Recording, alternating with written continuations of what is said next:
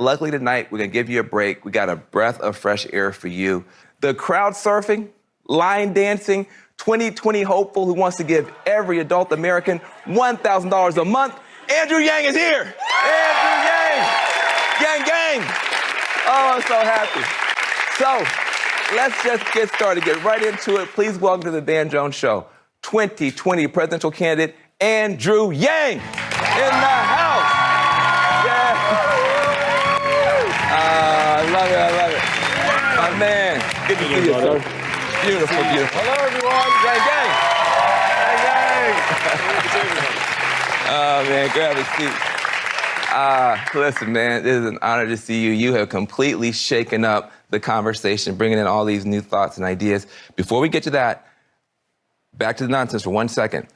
This whistleblower controversy, how concerned are you? Lots of allegations, lots of questions. How concerned are you that the White House might be trying to stifle this whistleblower who's trying to tell us something about something that's happening in the administration?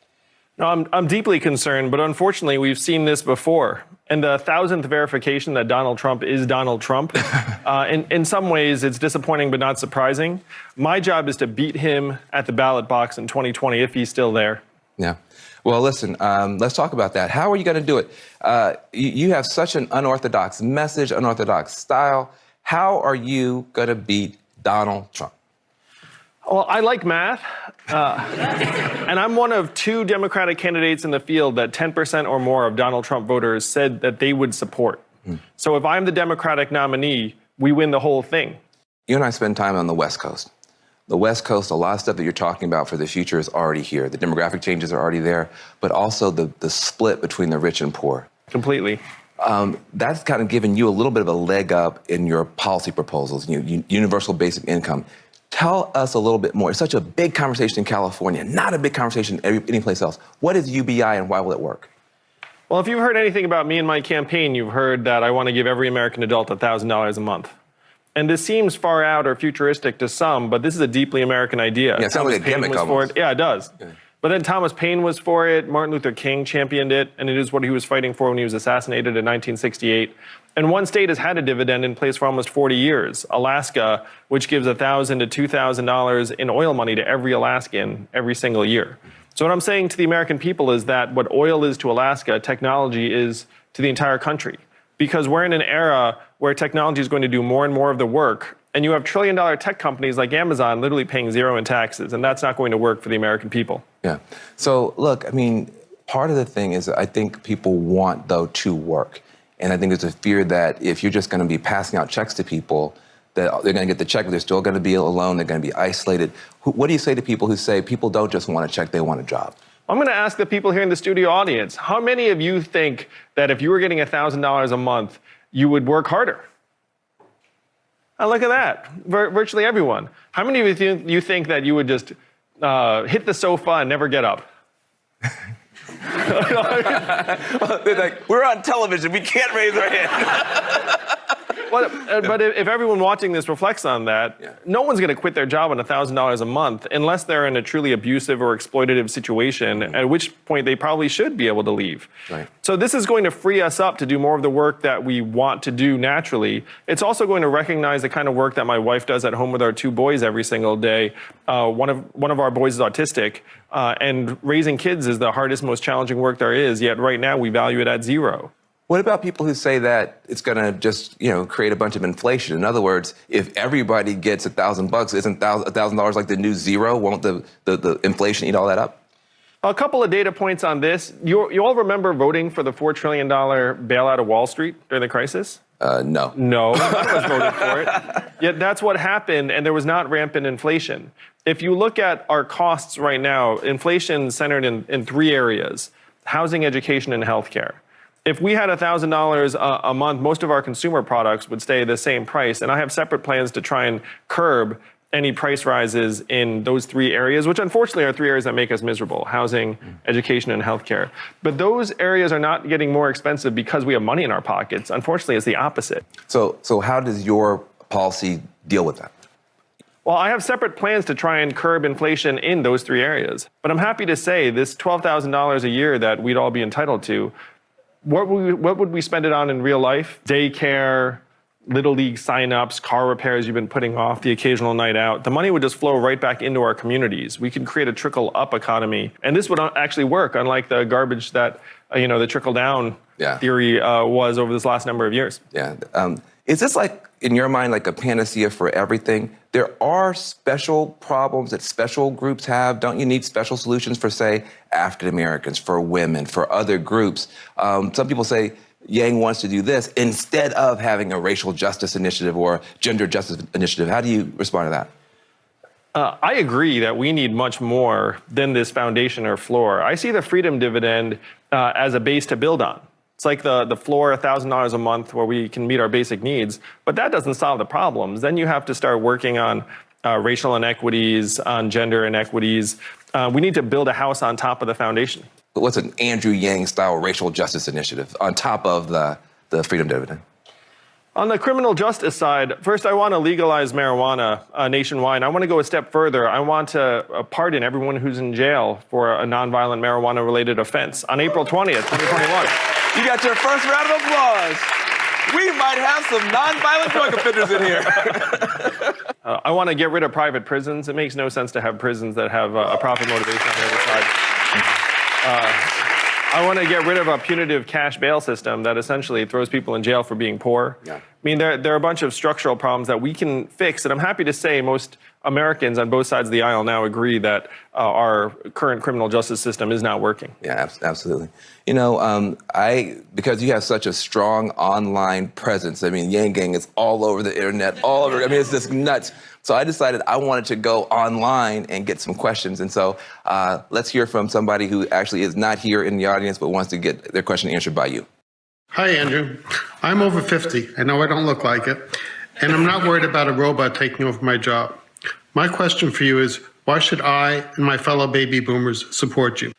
Well, the problems that I'm trying to address are the problems that got Donald Trump elected, that we automated away millions of manufacturing jobs, and that those changes are now going to affect other types of workers. It seems like he's not worried about that. Right. But what he may be worried about is that boomers are facing a retirement crisis, where half of aging Americans will never actually be able to retire. And so we need to put in place, again, this foundation that will help Americans retire with dignity. Because we do not want to be a country where, frankly, people are working in convenience stores till the day they die in order to make ends meet. We're better than this. In my mind, Americans that have worked for decades have earned the right to retire with dignity. How does it feel for you to be, I mean, you were not a well-known person a couple of years ago. No, who Andrew Yang was. Yeah. Quite recently, I know. Yeah. How does it feel? It feels really great because we're waking up to the fact that there's nothing stopping a majority of citizens of a democracy from improving our own lives. Actually, that's the only way it's going to happen. If you go to yang2020.com, you'll see I have over 150 policies trying to solve all sorts of problems. And a lot of them we can get done very, very quickly after I'm president. Well, do you think people are taking you seriously enough? I mean, part of the thing is that you're such an unlikely candidate that people, they're not shooting at you. Even Donald Trump doesn't have a bad name for you yet. Is that a good thing or a bad thing? Well, Donald Trump hasn't messed with me online because he knows I'm actually better at the internet than he is.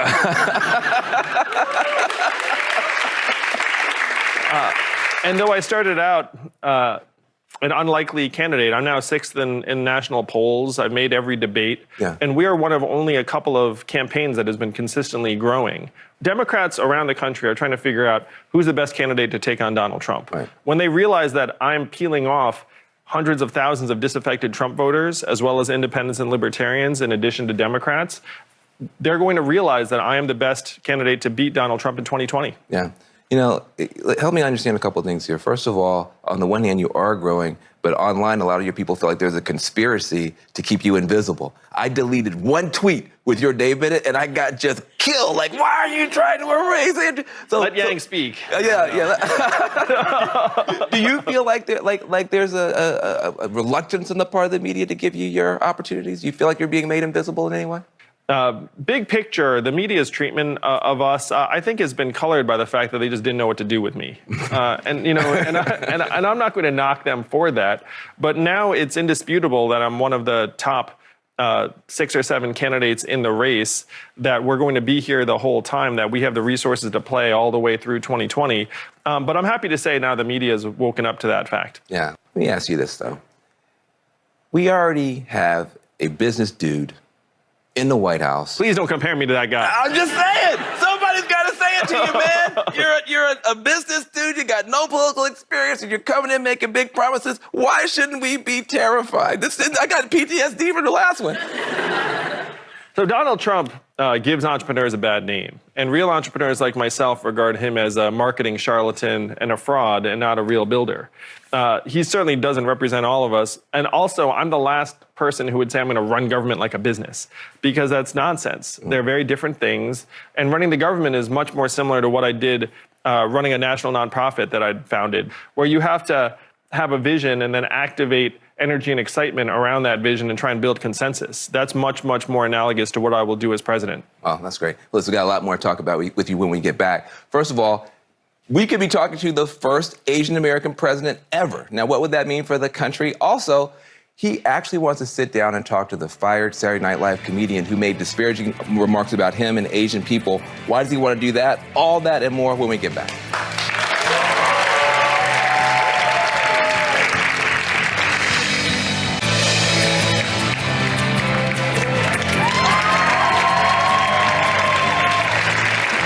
Out there working the crowd. I am back with 2020 Democratic presidential candidate Andrew Yang in the house. Jeez. Hey, listen, I want to talk with you very, very seriously. There's this guy, Shane Gillis, comedian, Saturday Night Live, got caught on a podcast saying disparaging things about Asian Americans, saying disparaging things about you personally. Everybody says, this guy should be fired, this guy should be canceled. And you didn't. Well, the first reaction I had was obviously hostility, confusion, anger.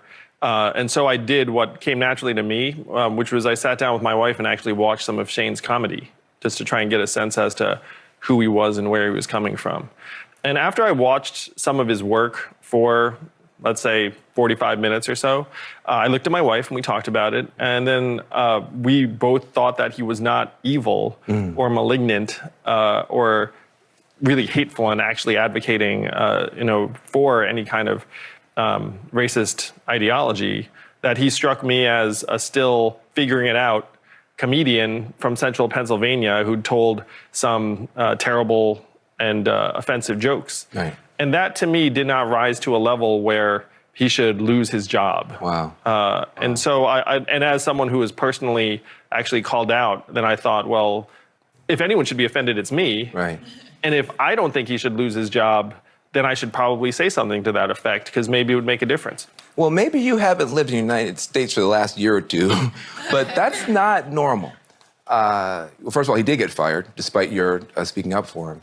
But we live in a time now where we have what we call, as you know, cancel culture, man.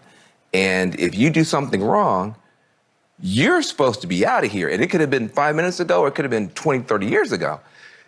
Do you have a view that we maybe have gone too far in the direction of a lack of grace or a lack of forgiveness? Well, my campaign slogan is humanity first. Yeah. I mean, we're all people, we're all human, we all make mistakes, we're all fallible. And I'm new to politics, but I certainly would hate to be judged by something I did 25 years ago. Yeah. Like you bust out some statement. Happily, no one was paying any attention to anything. But I think that our standards have become unfair, and we become unduly vindictive and punitive. And one of the things that we benefit from is remembering that we're all human and we can forgive. One of the things a friend said to me is that, let's say someone makes a mistake and then we turn on them and say, hey, you should be fired from your job, you should be canceled. And then what happens 2 months later, we move on, but that person still doesn't have a job, or that person's life has still been changed irrevocably. So to me, those things don't necessarily balance out. But what do you think about Justin Trudeau? Blackface, all that kind of stuff. He came out, he apologized. Do you hold him to a higher standard because he's an elected official? Or do you have that same humanity first grace across the board? How do you think about that stuff? I mean, that's a tough one, in part because I'm not black, and so him wearing blackface, I would actually refer to as someone who has more direct experience with that form of racism. He also was an elected official. I'll tell you, people might get mad at me. To me, if you did something that's 10 years ago, 15 years ago, and it was stupid, if you apologize, then I don't care. In other words, if you care about it, then I don't care. But if you don't care about it, now I care, right? Because if you're saying, well, I did it and screw you and I can do what I want to do, now I'm concerned. But I do think that people should be able to apologize. Another issue has to do with how you break in with the African-American community. And I got a question online for you about that. I want you to answer. I think your policy platform is so transformative, yet so many people haven't heard about you yet. So I just want to hear, what are your next steps to make sure you secure that black vote and we win this nomination? Yang gang. Yeah, it's coming on platforms like this show. I just need to do the hard work to introduce myself to as many voters as possible, particularly people in communities like perhaps the black community that don't know that much about me. Mm-hmm. But if you dig in, you find that my vision for the country is inclusive and will be transformative to our way of life. Yeah. You know, when Obama came in, his first black president, you know, I was raising two black boys. It was unbelievably powerful for them. Yeah. Have you thought about the fact you would be our first Asian American president? What do you think the impact on the country is for that ceiling to get broken through? I think that my becoming president would be another transformative moment for the country. Mm-hmm. Certainly, growing up as the son of immigrants myself, I never imagined I would be in this seat or in this race. But now that I'm here, I believe that I can help move our country forward. And to the extent that makes Asian Americans very happy and proud, that makes me very happy and proud. Yeah. You know, you're raising two boys. You mentioned that one is on the spectrum with regard to autism. What have you learned from him? What has he taught you in your journey together? I learned so much from my son. And when he was a little bit younger, we didn't realize he was autistic, and we were first-time parents, and so you're trying to figure out, you know, what's normal. Like, is this normal? I have to say, for me, and this is probably true for many parents, like, you relive your own childhood a little bit. Absolutely. And so the fact that he's autistic, there are some of the things he's experiencing that actually just bring me back and make me think, like, wow. Now, I think that I had some of the same approaches to the world that he does, and I'm really eager to help him thrive and prosper. Yeah, it's, you know, it's being a parent and kind of being in a political environment like we're in. We really need folks like you.